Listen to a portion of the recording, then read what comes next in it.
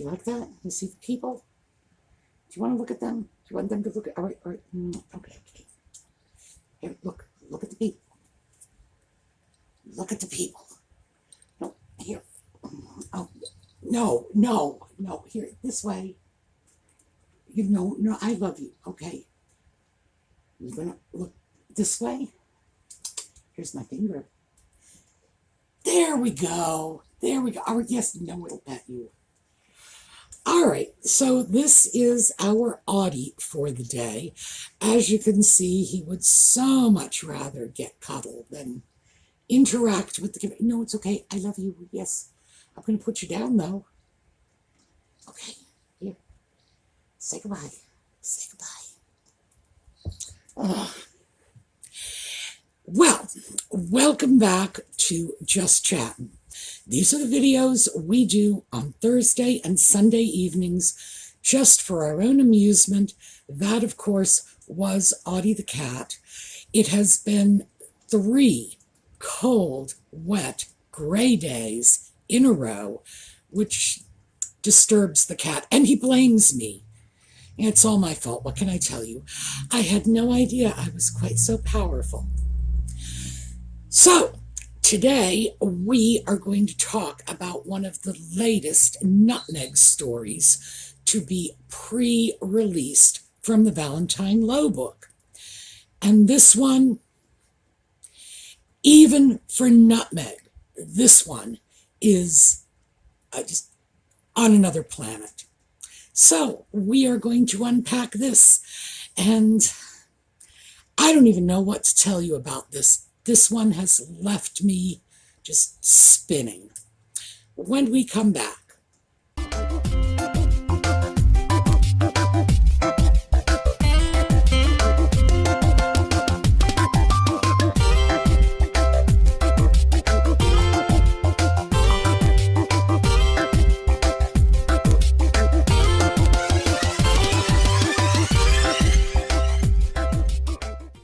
so according to Valentine Lowe's book, now the book hasn't come out yet, so I'm relying on excerpts that have been leaked to the press. And I assume they're not really leaks. I assume they are just tantalizers going out there. Well, this one is beyond merely crazy. It's like we've taken nuts to a whole new level, even for Nutmeg.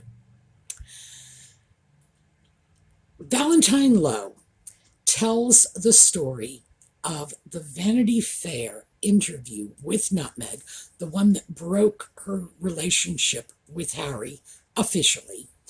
Now, keep in mind, she had been dumping hints in her social media for weeks, probably months ahead of the fact. She wanted this relationship to go public. She needed it to go public, and she is the one who took it public. We have Valentine Lowe's excerpted story, and I don't want to judge too much on that because, as I say, it's excerpts. In context, it might be very different. We also have Tom Bowers' story. So, primarily what I'm going to give you is Tom Bowers' story. Nutmeg was approached to do an interview for Vanity Fair. She told Harry it was about the 100th episode of Suits. In fact, of course, she was being interviewed because she was Harry's girlfriend. In the interview, and mind you, there were preconditions set up. No one was to ask her about Harry. Harry was off the table. She brought it up. So, of course, it comes out with a rather trite but understandable caption that, wild about Harry. Now, keep in mind, this is not the first time that caption was used in a press article. So, take a look at this one. Yeah, they said the same thing about Diana. Now, according to Tom Bowers' book, Nutmeg was furious. And apparently Valentine Lowe agrees. But the reason Bauer says she was furious was because the article was all about her and Harry. Keep in mind, she's the one who threw that in there. And it didn't tell any of her little standard oft-told puff stories. I changed Procter & Gamble when I was 11. And mind you, these have all been debunked. The fact is, she may have written a letter, but nobody even knows if Procter & Gamble or Hillary Clinton or the Shah of Iran, I don't know who else she wrote to, ever even received the letters. You know, this is nonsense. It's her self-aggrandizing puff stories. Look how fabulous I am. Well, according to Tom Bauer, Vanity Fair's research department couldn't verify this, so they wouldn't put it in the article. And that's what she blew her stack over. That and the fact that the article focused more on her relationship with Harry than her as an activist and humanitarian and superstar and, you know, I don't know, second coming of Jesus. The woman has an ego that it knows no bounds. However, Valentine Lowe's take on it, and that's the one that's just hitting the press now, is that she was upset because she felt the title was racist. Gee, I wonder if it was racist when they applied that title to the article they did on Diana when Harry was born. Gotta wonder. But here's the thing. When you call everything racist long enough, it has the effect of canceling out racism. If everything's racist, nothing is racist. So what we are going to do today is take a look at the absurdity of that title being racist, because it's so much less racist than you could possibly imagine.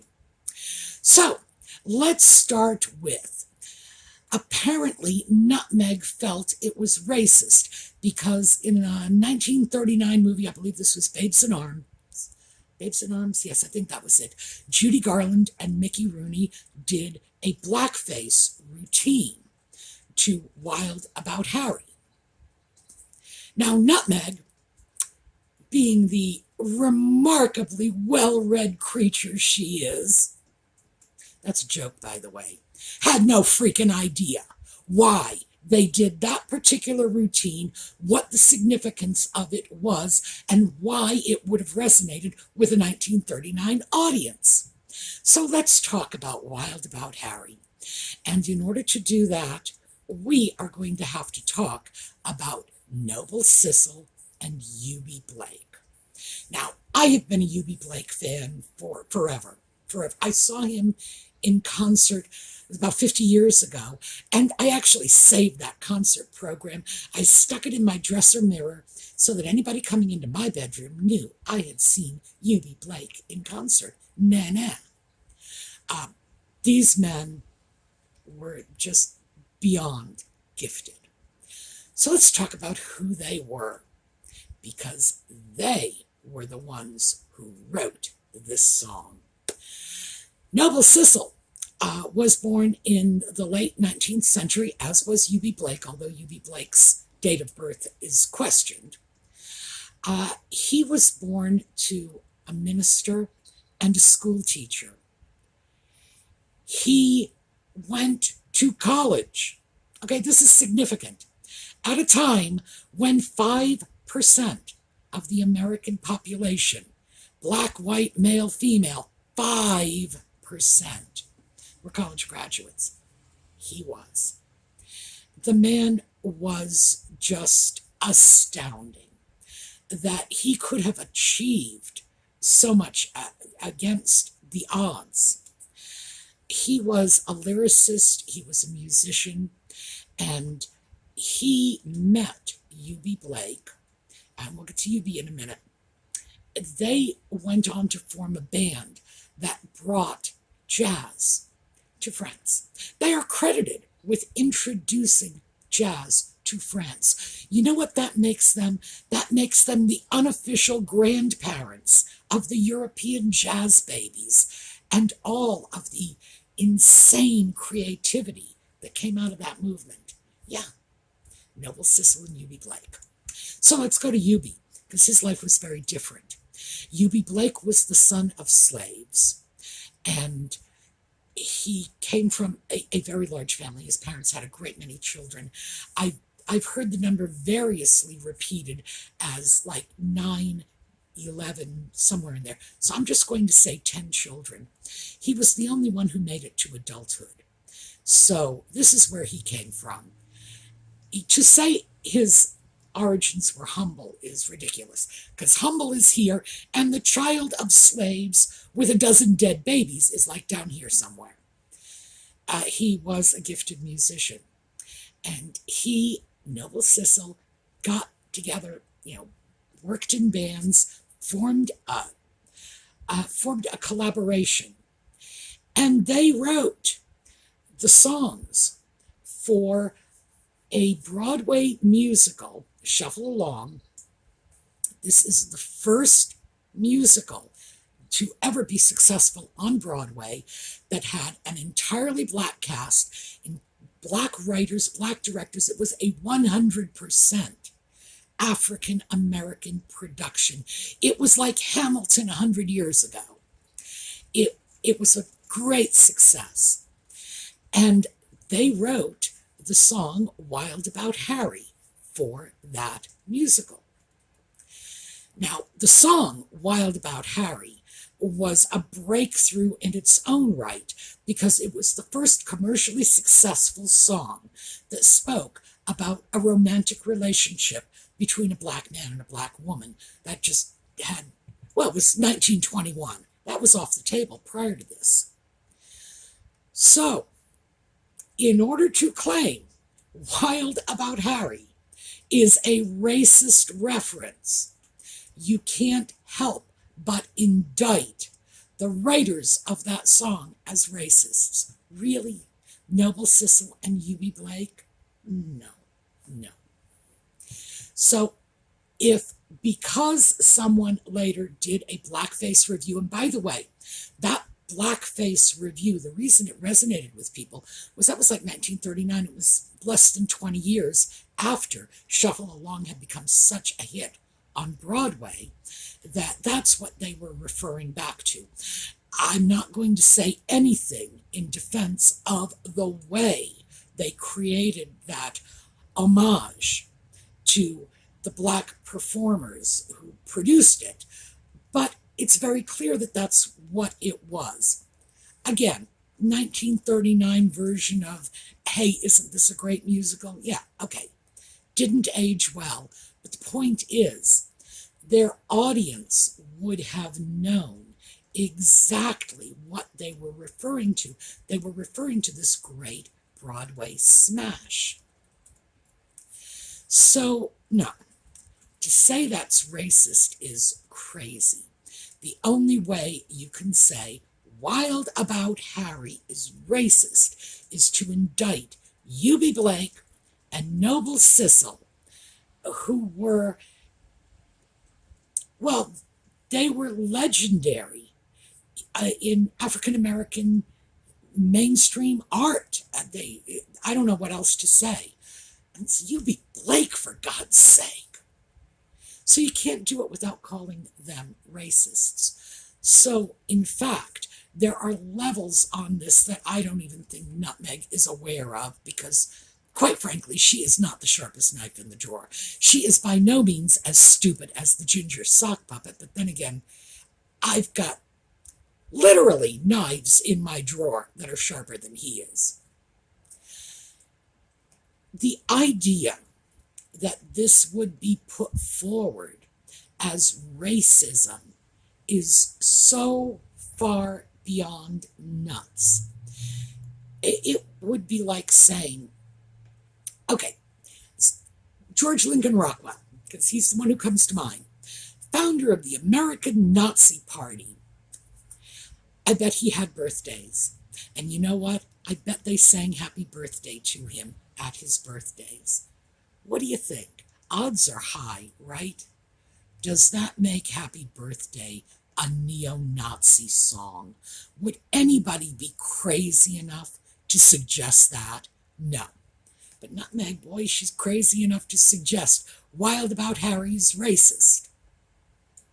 Because it refers back to an all-black musical, the first successful one on Broadway. That makes it racist? Well, geez. Is it even likely that anyone knew where the song originally came from? No, because I don't think Nutmeg did either. The thing is, here is the problem. When you throw racism around willy-nilly, now in Nutmeg's case, she was throwing it around with a purpose. She intentionally leaked her relationship with Harry, even though she had been told absolutely not to, and threw it out there, and she just decided to blame everybody else for this. She was unhappy with the article because they wouldn't print her ridiculous little stories or make her seem like some sort of militant feminist, which in fact she wasn't. So we needed some other excuse to scream about this. In particular, I think she wanted to get rid of that title, Wild About Harry, because it made the article look very much focused on Harry, which she couldn't have, and it made it very clear that she had dropped the relationship bombshell, which she had been told not to do. Now, keep in mind, she had been dumping little hints left, right, and sideways about the relationship. She had tried to get it known, because what's the point of going out with somebody like Harry if the world doesn't realize you're dating a prince? That's like having to wash the dishes, but you don't get to eat the dessert. Obviously, it was important to her that her relationship get out there. Obviously, she lied through her teeth to Harry about it. And obviously, when the poo hit the fan, she was casting about for somebody or something to blame. Racism is great because once you play the race card, then any other consideration is shunted aside. They're racist. Look at that. This is a racist title. Isn't this evil? Yeah, well, like I said, how racist was it when they said the same thing about Diana? Nobody was screaming racism then. And frankly, how racist can a song from a record-breaking, groundbreaking musical written by two black men about the romance between a black man and a black woman, how racist can that really be? That song went into mainstream America. It was one of the great foxtrot hits. It's fabulous. No, at that point, it's absurd. It's gone beyond merely crazy to bonkers. Isn't that Harry's word? Bonkers. It's even more bonkers than free speech. Wow. When you do this, when you throw racism out all the time, willy-nilly, left, right, anything, walk out, there's sun shining, and that's racist. Racism loses its impact. I think this alone is absolute proof that Nutmeg is throwing the race card around any time she needs a get-out-of-jail-free card. This is such a clear-cut case of it's kind of anti-racist when, in fact, you're putting out, frankly, a landmark song by African Americans. That's about as non-racist as you can get. So, what do we take away from this? One, The race card means nothing to her. It's simply something she's throwing around. Does she believe there is racism? Nah. This is just purely cynical. This is simply something that, like I say, it's her get out of jail free card. 2. Was there any possible racism in this? No, of course not. Now, we all knew that just looking at the title. Whoever edited the magazine, just like whoever edited that newspaper when Diana presented Harry to the world, they just remembered the title of a really popular foxtrot song. It's Wild About Harry, never looked beyond it. Did anyone who ever quoted that, including Nutmeg, know that it was a Eubie Blake song? I very much doubt it. Did they understand the context of that song in terms of American cultural history and French cultural history? Because let's not forget, they brought jazz to France. No. In the words of Groucho Marx, sometimes a cigar is just a cigar. Actually, I think he said he was quoting Freud on that. I don't know. But I'm going to quote Groucho. Sometimes a cigar is just a cigar. You really, really cannot just solve all of your problems by screaming racism.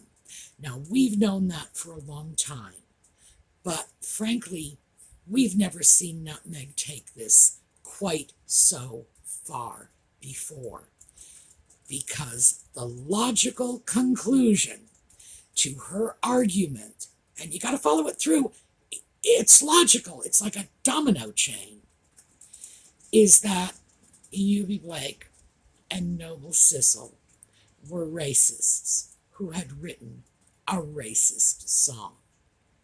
That just doesn't track. And it's deeply and profoundly offensive to them, to their legacy. And as I've said many times before, Nutmeg's cries of racism over every possible slight is profoundly insulting to the people who have experienced real racism in their lives. And she is not one of them. Okay, so that's what I have for you today. I'm going to give you a little heads up about what's coming next week, because I had 2 video topics scheduled for this week, both of which got kicked back. The first one was going to be Camilla, and we need to talk about Camilla because she is now a serious player. And I bet Nutmeg's going to be awfully sorry she dissed Camilla. Oops.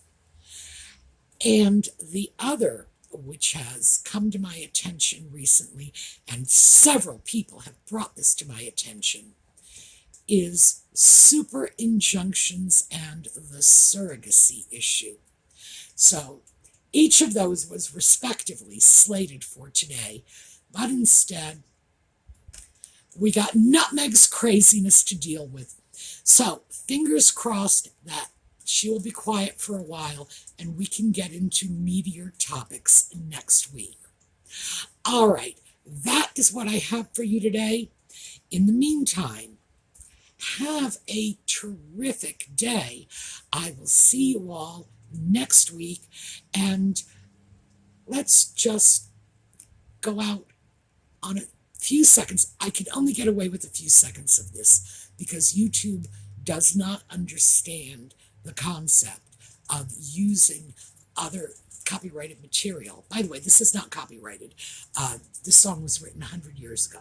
Now, copyright has fallen by the wayside. So it's not copywritten, but still, a few seconds. We're going to do a few seconds of Eubie Blake and Noble Sissel on the way out.